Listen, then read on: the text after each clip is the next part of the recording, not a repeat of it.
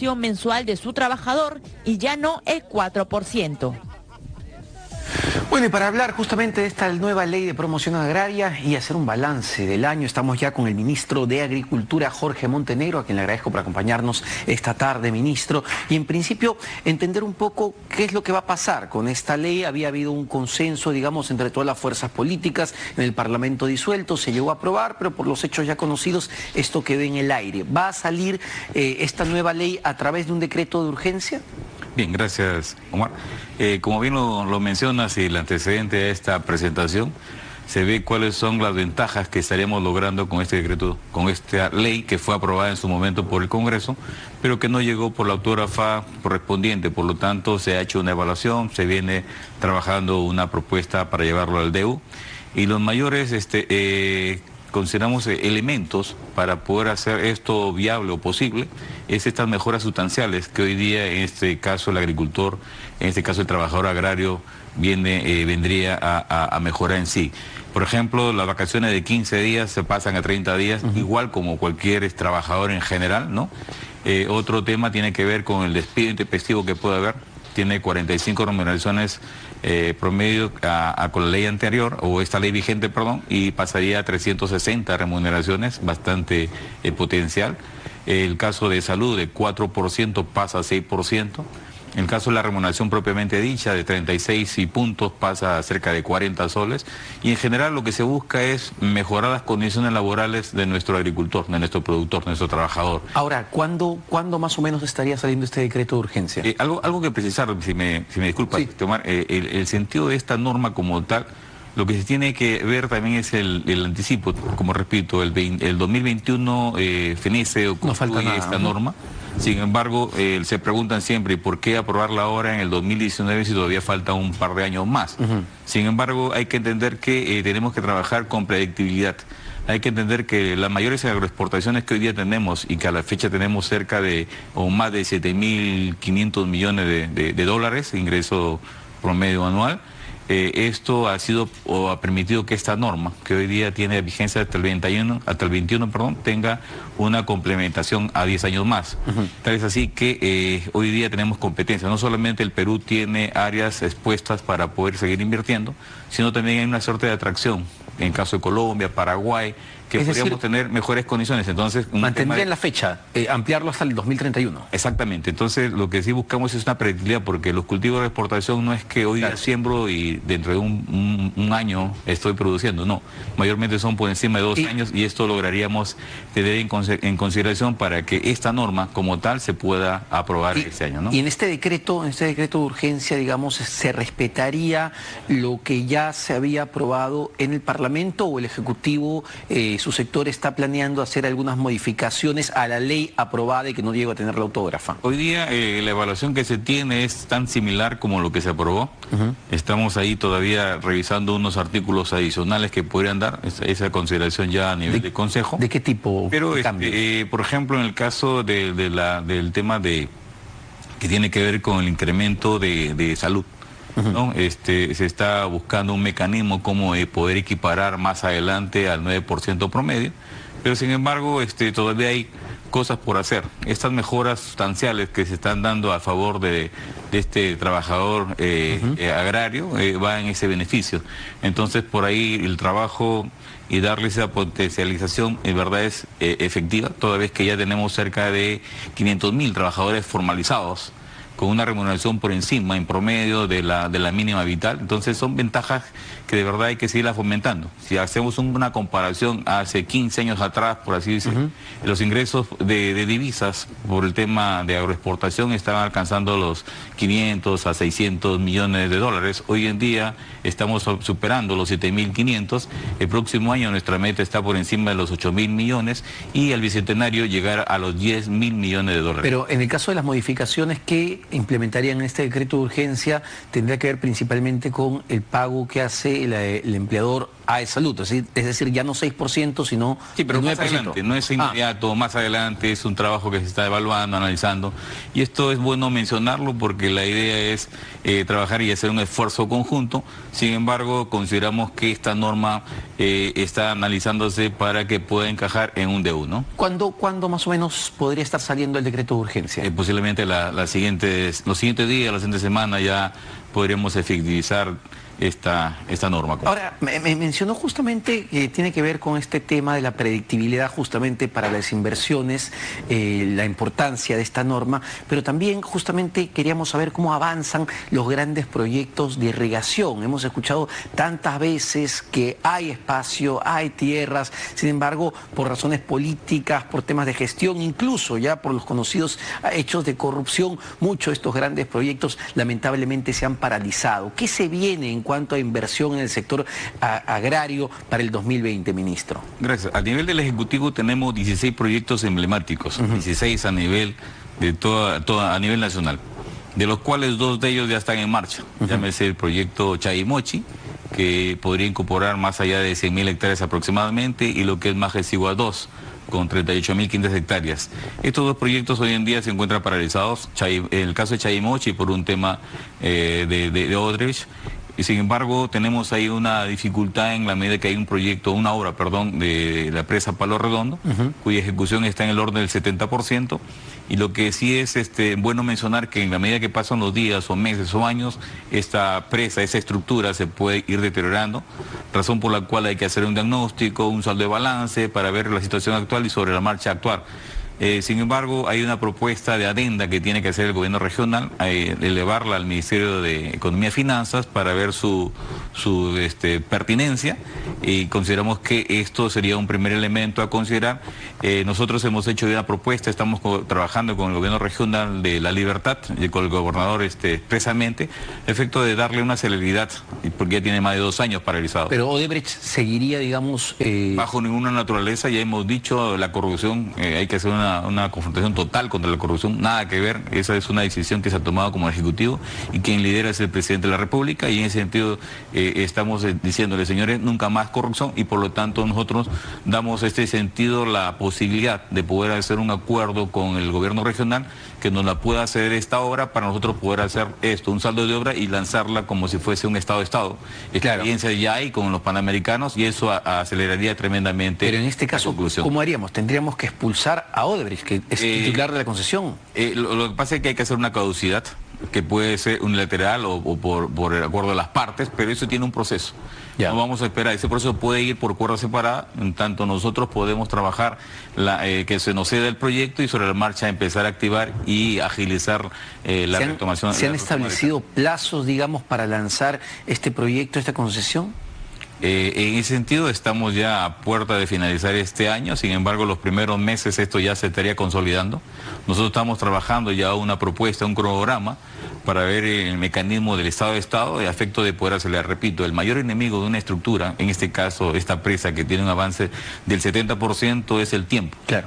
Entonces tenemos que actuar, tenemos que activar mecanismos que protejan la estructura, por lo menos al 70% como se indica, y hacer un diagnóstico rápido para poder actuar y mejorar las condiciones que hoy día presentan. Ese es Chayimochi. Luego está también Majesiguas. Por otro lado, las 38.500 de Majesiguas hoy día está trabada por una adenda número 13, la adenda 13 como es conocimiento. Esta adenda incorpora mejoras sustanciales, mejoras tecnológicas a la propuesta inicial que data del 2008, como por ejemplo canales abiertos, ¿no? Donde hay sustracción, robo de agua, energía que se puede perder cuando esta se puede aprovechar.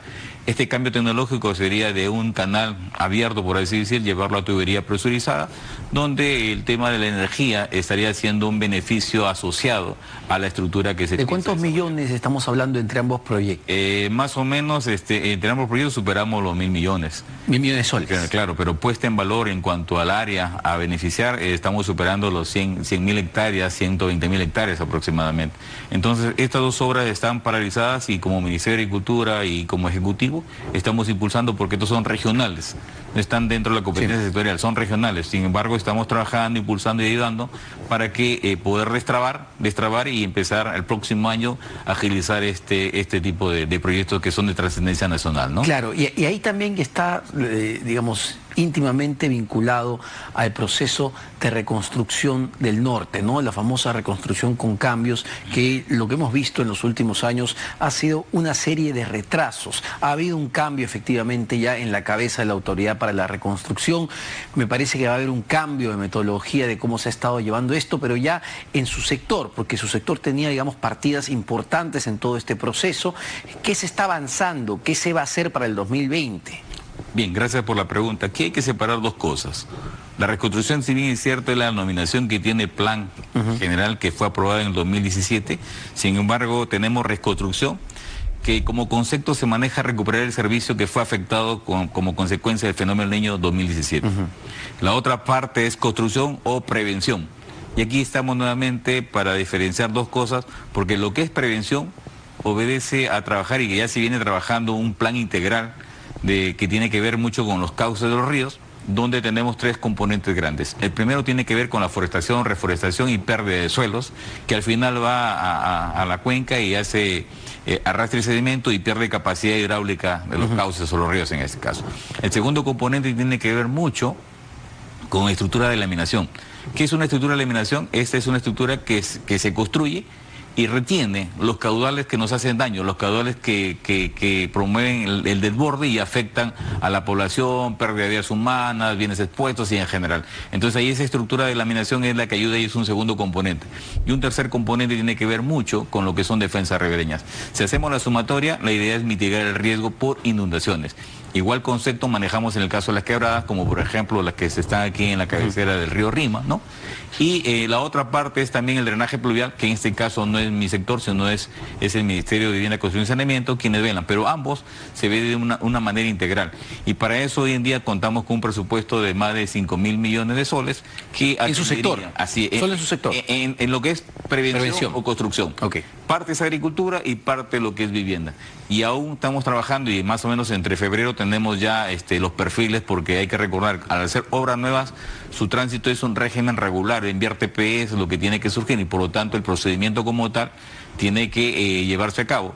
Ese es un documento importante porque es el que te da más o menos la propuesta de desarrollo de tecnología, estructuras y todo lo demás, y es el documento que también sirve para hacer un contrato de Estado a Estado. No podríamos hacer un contrato sin saber exactamente lo que se pretende hacer. Entonces, esto es una propuesta que será evaluada por los estados según su competencia, según puedan ellos ganar, porque es un concurso público, no deja de ser un concurso público, y hacer las mejores ofertas o de repente modificar o mejorar lo que se tiene ya como un documento técnico, que en este caso llegamos a nivel de perfil viable, ¿no? Ahora, un tema clave que tiene que ver con la reconstrucción, y ayer me parece usted estuvo en Tumbes supervisando algunos trabajos, tiene que ver con saber si va a haber o podría haber un fenómeno del Niño en este verano del 2020. Ya sabemos que es temporada de lluvias, ya empezaron y esto trae desastres. ¿Cuál es el análisis que han hecho desde su sector? Normalmente cuando se enfoca a la presencia de un evento extraordinario como es el fenómeno del Niño, se empieza a monitorear y se empieza a definir acciones a partir de septiembre de cada año. ¿No? Septiembre de cada año. Entonces ya se empieza a analizar, en este caso el ENFEN es el que hace este seguimiento. Aparentemente en los reportes que se venían haciendo ya de septiembre para adelante, las probabilidades de una presencia de un fenómeno extraordinario eran mínimas. Hoy día estamos prácticamente en diciembre, ya está definido que la probabilidad es el 2%, bastante bajo comparado al 2017. Sin embargo, nosotros no podemos esperar que se nos diga hay un fenómeno o no necesariamente. En este caso trabajamos ya en temas de prevención, pero asociados al tema del mantenimiento. Hay que recordar que la prevención va asociada al mantenimiento de quebradas, mantenimiento de ríos, mantenimiento de cauces, porque muchas veces la misma población no colabora, y ahí nuevamente el llamado para que seamos conscientes en el sentido de la deposición de residuos sólidos, basura y en general que lo que hacen es obstaculizar el flujo cuando hay lluvias. Entonces lo que hacemos ahora como acción de prevención es un tema de mantenimiento, sacar los excedentes, sacar la basura, darles condiciones hidráulicas a las quebradas, a los ríos, cosa que si se presenta la lluvia corre normal, entonces no perjudicaría ni a la población ni a la agricultura en general, ¿no? Claro. Entonces son temas que hay que considerar en ese contexto. Hablamos de prevención, pero más asociado a un tema de prevención y mantenimiento. Ahora, hablando de las agroexportaciones, que es también sumamente importante, parte de nuestra canasta exportadora, tiene que ver con su sector, con la agricultura, ¿cómo han ido evolucionando? Efectivamente uno ve pues en los últimos 20 años cómo han crecido de manera exponencial, pero ¿hacia dónde estamos caminando? ¿Qué nuevos mercados estamos viendo? ¿O nos estamos quedando quizá dormidos en los laureles? No, de ninguna manera dormidos en los laureles, al contrario. Si bien es cierto, anteriormente se tenía una visión mucho más de agroexportación, hoy día estamos trabajando en dos niveles de intervención. Uno, lo que es la agroexportación, potenciando con una visión al 2021 de poder lograr 10.000 millones de dólares, ¿no es cierto? Actualmente es... Los cuales ahorita estamos por encima de 7.500. 7.500. La meta es 10.000 millones al 2021. Sin embargo, hay que considerar que en 3 o 4 grandes productos agrícolas, frutales en este caso, en el caso del arándano, la uva, la palta, ya con esos 3 cultivos de agroexportación estamos superando los 2.000 millones de dólares. Sin embargo, también hay que considerar que hoy día estamos trabajando lo que es la agricultura familiar. Hay que recordar que semanas atrás se lanzó el decenio de la agricultura familiar, apoyados en este caso con la FAO. Nosotros como Ministerio de Agricultura hemos lanzado el plan de agricultura familiar, cuyo presupuesto a nivel de todos los sectores, porque no solamente es la agricultura, sino aquí también intervienen otros sectores, en un número de 12. ¿Qué implica? Está vivienda, está salud, ¿Qué implica la agricultura familiar? Entonces, solamente para terminar, el presupuesto de todos los sectores que son el número 12, alcanzamos los 10.700 millones para poder hacer una intervención al 2021. ¿Qué involucra la agricultura familiar? ¿Cómo la vemos la agricultura familiar? ¿Cómo quisiéramos que se enfoque la agricultura familiar? Bajo varios temas, uno de ellos o 4 grandes factores tienen que ver con la título de propiedad. Hoy en día la población son 2.200.000 productores, de los cuales el 97% es esa pequeña agricultura, de los cuales... De subsistencia casi. Así es, entonces a ellos tenemos que darle garantías, seguridad jurídica, como por ejemplo uno de los factores de la producción, en este caso, de la agricultura familiar, es el título de propiedad. Hoy en día, de esos 2.200 agricultores, el 97%, solo el 85% no tiene título de propiedad, son posicionarios. El 15 lo tiene, el 85 no tiene, por lo tanto no puedo ser sujeto de crédito, mejoras sustanciales y demás. Pero no solamente es el tema de tierra, sino también tenemos que buscar el tema de agua, porque agua y tierra son 2 factores importantes para buscar la producción de productividad. En el caso de agua estamos hablando de riego, ¿no? Infraestructura de riego, estamos hablando de derecho de uso de agua, otros elementos, pero agua, tierra no son suficientes, tenemos que darle la tecnología, semillas certificadas, asistencia técnica, riego tecnificado, entre otros aportes más. Y a esos 3 factores le estamos agregando uno más que es el importante, que es el financiamiento. Hoy en día tenemos en Agrobanco más de 350 millones, que son tasas blandas, tasas flexibles, para que este pequeño agricultor pueda acceder. Son 4 factores y el quinto elemento es nuestro trabajador, es nuestro productor. Entonces todos ellos, estos 5 elementos, 5 grandes factores, se apoyan en el tema de sostenibilidad. ¿Por qué la sostenibilidad? Porque hoy en día hay agricultores que tienen 1 hectárea, media hectárea, un cuarto de hectárea, me ha dado el caso de hasta que un surco, una melga.